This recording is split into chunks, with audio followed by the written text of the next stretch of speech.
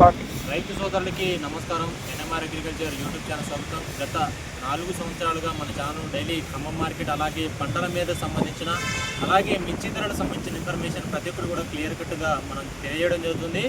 ఈ యొక్క వీడియోలో చూసుకున్నట్లయితే ఆంధ్ర తెలంగాణలో ప్రతి ఒక్కరు కూడా ఈ యొక్క కాటన్ అనేది సాగు చేయడం జరుగుతుంది. సో రైతు సోదరులు అలాగే ఇంకా మిర్చి ధరలు పెరుగుతాయా లేదా, అలాగే ఈ సంవత్సరం మిర్చి బెల్ట్ పడుతుందా లేదా, అసలు నర్సరీల దగ్గర ఏ విధంగా అడవుడు ఉంది, అలాగే విత్తనాల దగ్గర అడవుడు ఏ విధంగా ఉంది, అలాగే రైతుల ఆలోచనలు ఏ విధంగా ఉన్నాయి, అలాగే మిరప యొక్క వ్యాపారస్తుల పరిస్థితులు ఏ విధంగా ఉన్నాయి, అలాగే జూన్ 9 నుంచి ఆంధ్ర తెలంగాణ కర్ణాటకలో ఉన్నటువంటి ఏసీలన్నీ కూడా ఓపెన్ అయ్యే అవకాశం ఉంది. ఇప్పటి వరకు స్టాకులు ఎంత ఉన్నాయి, మార్కెట్ తెరవక ముందు ఇప్పుడున్న జరుగుతున్న పరిస్థితులు ఏంటి, అలాగే టైమ్స్ ఆఫ్ ఇండియా, ఈనాడు దినపత్రికలు అన్నీ కూడా ఇవ్వడం జరుగుతుంది. ధరలు పెరుగుతాయా లేదా, అలా ఈ సంవత్సరం సాగు ఎట్లా ఉంది, ఎంతమైనా కష్టం అవుతుందా, ప్రతి ఒక్కరు కూడా చూసుకుందాం. అలాగే ఈ సంవత్సరం వర్షాలు కూడా భారీగా ఉండే అవకాశం అయితే ఉంది. ఇప్పుడు బాగా ఈ సంవత్సరం ఎండాకాలం లేదండి, వర్షాలు బాగా పడ్డాయి. నాకు తెలిసి మాత్రం ఇంకా జూన్ జూలై తర్వాత ఆగస్టు వచ్చి మనకి బెట్ట బాగా తీసే అవకాశం అయితే కనబడడం జరుగుతుంది. ఇప్పుడు మనం క్లియర్ కట్గా మాట్లాడుకుందాం. సో పత్తి వేసే రైతులందరూ కూడా చాలా జాగ్రత్తగా విత్తనాలు ఎంచుకొని నకిలీ విత్తనాలు హెచ్వీబీటీ కానీ అలాంటి రకాలు వేసుకుండా BG2 విత్తనాలు అయితే మీరు సాగు చేయండి. అలాగే మీరు చూసుకున్నట్లయితే ప్రతి ఒక్క విత్తనాలు తీసుకున్న బిల్లు ఖచ్చితంగా మెయింటైన్ చేయండి. అలాగే టాప్ 5 వీడియోలు విత్తనాలు గురించి కూడా మనం వీడియో చేయడం జరిగింది. చూడండి రైతులు ఉంటే ఆ యొక్క వీడియోని మీరు చూడండి. అలాగే ఇప్పుడు మిరపకాయ వేద్దామా వద్దా, అలాగే అసలు మిర్చి పెరుగుతుందా లేదా రేట్లు చూసుకున్నట్లయితే 2020 సంవత్సరంలో ఈ యొక్క కరోనా రావడం వల్ల చైనాలో పరిస్థితి చాలా ఘోరంగా ఉండడం వల్ల అక్కడ ఉన్నటువంటి సాగు చేసినటువంటి పర్సంటేజ్ చాలా తక్కువ ఉండడం వల్ల ఆంధ్ర తెలంగాణ మిర్చికి మంచి డిమాండ్ రావడం జరిగింది.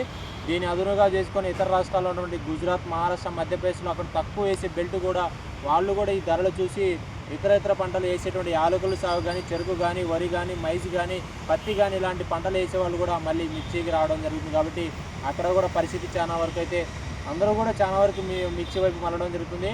నేను ఈరోజు చెప్తున్నానండి.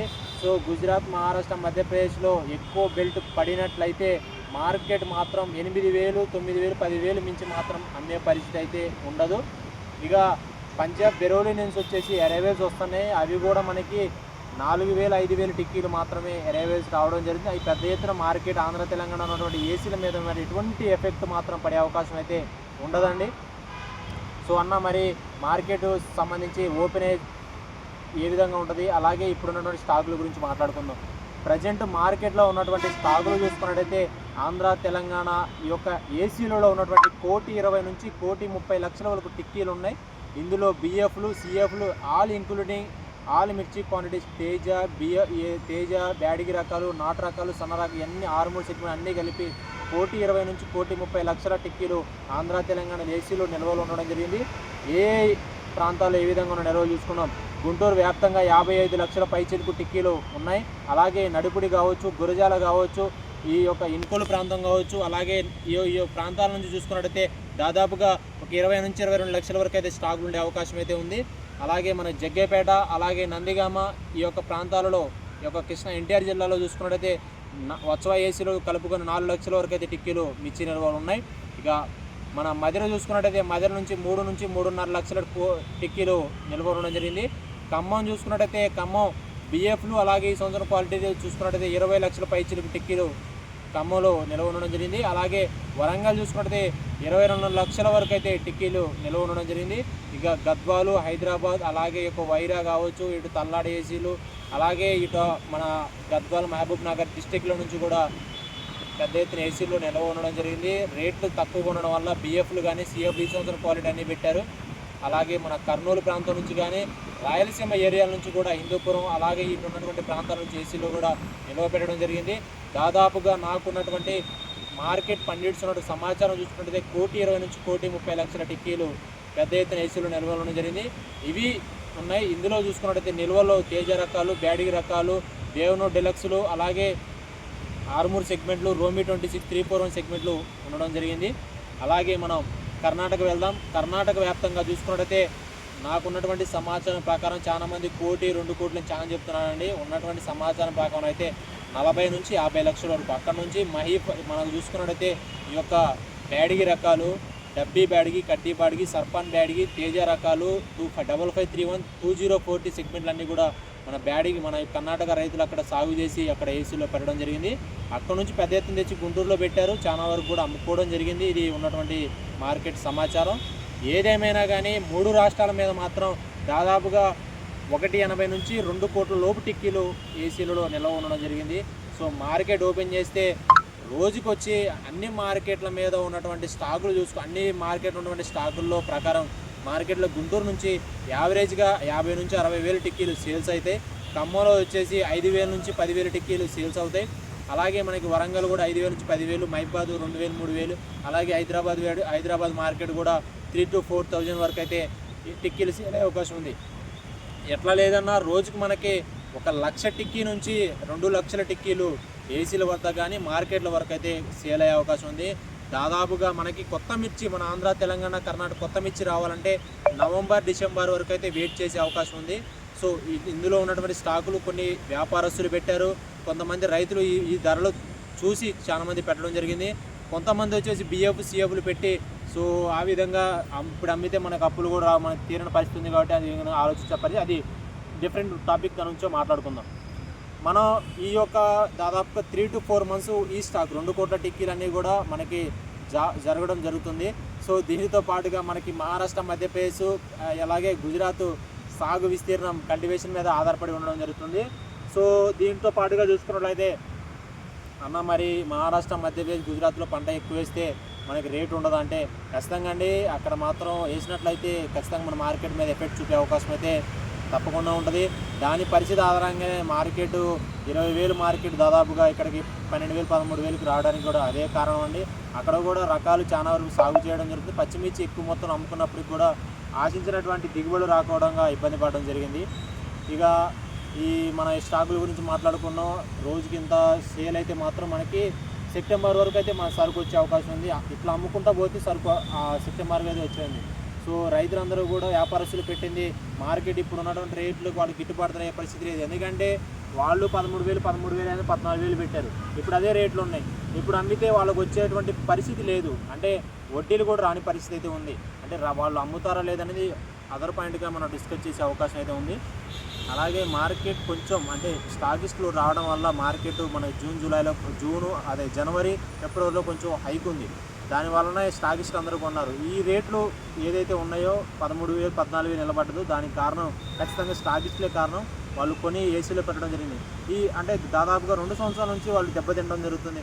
రేట్ వస్తుందని. అంటే అంతకుముందు కొంచెం తగిలినప్పటికీ కూడా ఈ 2 సంవత్సరాల నుంచి స్టాకిస్టులు ఇబ్బంది పడుతున్నారు.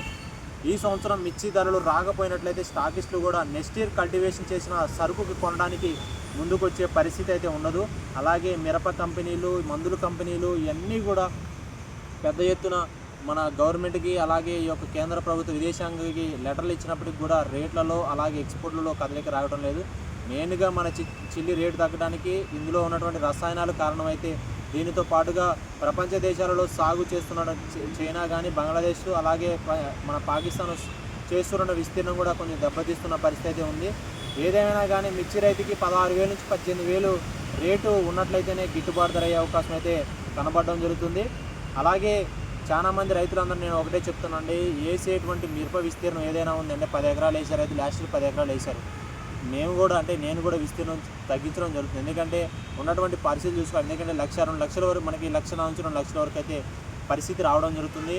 సో మనకి ఆర్పినా లేపిన మిరపకాయ అలాగే మనం ఏదైనా మంచిగా చేయాలన్నా కానీ మిరపకాయనే చేయడం జరుగుతుంది. కాబట్టి ఇప్పుడున్న పరిస్థితుల్లో మాత్రం మార్కెట్ చాలా అగమ్య గోచరంగా ముందు నొయ్యి వెనక గొయ్యిలాగా మారడం జరిగింది. కాబట్టి రైతు సోదరులు గమనించి ఇతర పంటల వైపు వేసుకుంటే మంచిగా దిగుబడులు వచ్చే అవకాశం, కొంచెం ముందుకు వెళ్ళే అవకాశం ఉంది. మళ్ళీ అప్పుల పాలు కాకుండా మళ్ళీ ఈ విధంగా మళ్ళీ రైతులు ఇబ్బంది పడకుండా. ఎందుకంటే వ్యవసాయం అనేది 4 సంవత్సరాలు ఎగిలిచ్చిందంటే 1 సంవత్సరం కలిసి వస్తుంది. నేను వేయొద్దు అని చెప్పట్లేదు. వేసే రైతులందరూ కూడా చాలా వరకు తగ్గించుకొని వేసుకున్నట్లయితే కొంచెం బాగుండే అవకాశం ఉంది. తమ శాయశక్తుల తమ యొక్క వడ్డీలు తీసుకొని రాకుండా తమ కల్టివేషన్ చేసుకున్న రైతులైతే కొంచెం నేను చెప్పడం జరుగుతుంది. అలాగే మిరపకు సంబంధించినటువంటి యాజమాన్య పద్ధతులు కానీ, మందులు కానీ, మార్కెట్ సంబంధించి కానీ ప్రతి ఒక్కరు కూడా నేను ఈ సీజన్లో ప్రతి ఒక్కరు కూడా నేను చెప్పడం జరుగుతుంది. దానితో పాటుగా చూసుకున్నట్లయితే ప్రతి వేసే రైతుకు కూడా చాలా వరకు రేట్లు లేవు కాబట్టి అవన్నీ బేరేజ్ వేసుకోండి. మందుల కంపెనీలు, విత్తనాల కంపెనీలు అందరూ చెప్తారండి 10,000 అమ్ముతుంది, మా మందులు కొట్టండి, ఈ సీడ్ వేసుకు 30 క్వింటాలు అవుతుంది అంటారు. 30 క్వింటాలు అయ్యే తర్వాత సంగతి, కానీ అది కాయకపోతే ఇప్పుడు మీరు తెచ్చి పెట్టుబడి పెడతారు. ఇప్పుడు 10,000 లేక 30 క్వింటాలు అయితే 3 లక్షలు వస్తే 1,00,000 పెట్టుబడి 1,00,000 మిగులుతాయి. అది మిగిలేదేదో సచ్చేదో తర్వాత సంగతిలే, కానీ ఉన్నటువంటి పరిస్థితులు అర్థం చేసుకోండి. ఎందుకంటే మీరు కల్టివేషన్ చేసేది ఆయన ఒక మాట చెప్తారు, తీపి మాటలు చెప్పి మీరు దాంట్లో ట్రాప్లో పడినట్లయితే మీరు ఇబ్బంది పడే అవకాశం ఉంది. అలాగే ఈ సంవత్సరం కౌళ్ళు కూడా ఎవరు రైతులు ఉరుకులు పెట్టట్లేదు. మార్కెట్ లేదు కాబట్టి 15,000 నుంచి 20,000 ఉన్న 20,000 మధ్యలోనే ఎకరం కౌలు దొరుకుతుందన్నటువంటి ఆంధ్ర తెలంగాణ నాకున్నటువంటి సమాచారం అండి. అలాగే ఇంకా ఉన్నటువంటి సమాచారం చాలా ఉన్నాయి, అన్నీ కూడా చెప్పొచ్చు, బట్ కొన్ని విషయాలు చెప్పకూడదు. రైతు సోదరులు గమనించండి. అలాగే మన మార్కెట్ పరిస్థితులు అయితే మనకు 9వ తారీఖు నుంచి ఓపెన్ అయ్యే అవకాశం ఉంది. సో ఏదేమైనా కానీ ఇప్పుడున్న మార్కెట్లకి 2,000 నుంచి 3,000 ధరలు అయితే వచ్చే ఆశాజనకంగా కనబడడం జరుగుతుంది. అవి కూడా ఒక తేజ అలాగే ఆర్మూర్ షార్ప్ సెగ్మెంట్లు అయితే కొంచెం వచ్చే అవకాశం అయితే రైతు సోదరులు గమనించండి. అలాగే ఇప్పుడు ఉన్నటువంటి ఏసీల దగ్గర కూడా కొంచెం స్టాక్ కొనుగోలు జరుగుతూ ఉన్నాయి. అవి కూడా తేజాలు వచ్చేసి 14,500 లోపల స్టాకులు అవుతున్నాయి. అలాగే బ్యాడిగి రకాలు 12,000 లోపల, అలాగే నాటు రకాలు లావు రకాలు వచ్చేసి 10,000 లోపల. ఇక తాళ్ళు 6,000 వరకు తేజ సేల్ అయితే, సీడ్ తాలు 4,000, లావు తాలు 3,500 నుంచి 4,000 వరకు అయితే సేల్ అవ్వడం జరుగుతుంది. ఇది టోటల్గా పరిస్థితి. అలాగే వేసేటువంటి మిర్చి రైతులందరూ కూడా కాటన్ వైపు కానీ, మొక్కజొన్న వైపు కానీ, అలాగే పెసర్లు కానీ, బొప్పర్లు కానీ ఈ విధమైనటువంటి ప్రత్యామ్నాయ పంటలు ఈ సంవత్సరం కొంచెం తగ్గించినట్లయితే కొంచెం డిమాండ్ క్రియేట్ అయ్యే అవకాశం ఉంది. కాబట్టి రైతు సోదరులు గమనించండి. వాళ్ళు తగ్గిస్తున్నారు, వీళ్ళు తగ్గిస్తున్నారు, వీళ్ళు వేయట్లేదు, వాళ్ళు వేయట్లేదని ఎక్కువ పోమాకనండి. ఇదే నా టోటల్గా ఈ వీడియోలో నేను చెప్పడం జరుగుతుంది. మనకి ఎక్స్పోర్ట్లు వచ్చేసి చైనా, అమెరికా, యూఏఈ, ఆఫ్రికా ఖండాలకి ఆర్డర్లు ఉన్నప్పటికీ కూడా చైనా నుంచి పెద్ద ఎత్తున ఆర్డర్ వచ్చినట్లయితే మనకి టర్బో లారీల ద్వారా మనకి ఎక్స్పోర్ట్ వచ్చినట్లయితే మనకి 150 నుంచి 160 వచ్చినట్లయితే మంచి రేటు ఉండే అవకాశం అయితే కనబడడం జరుగుతుంది. ఇది టోటల్గా పరిస్థితి. పత్తికి కూడా ఈ యొక్క మద్దతు ధర పెరగడం జరిగింది. 8,236 రూపాయలు పత్తికి కూడా రేటు మద్దతు ధర ఉంది. కాబట్టి ఈ విధంగా ముందుకు వెళ్ళవలసిన రైతు సోదరులు తెలియజేయడం జరుగుతుంది. సో ఉంటానండి, బాయ్.